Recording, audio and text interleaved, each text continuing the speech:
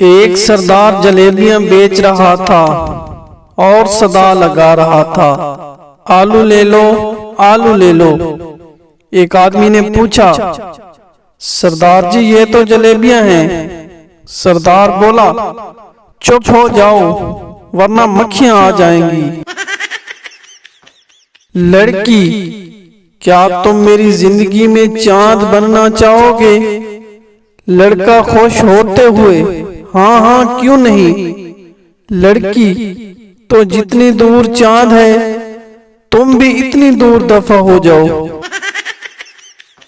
मिट्टी के तेल से बालों को अच्छी तरह धोकर 5 मिनट तक पेट्रोल से मालिश करके इनको फौरन चूल्हे पर सुखा ले, बाल गिरना बंद हो जाएंगे।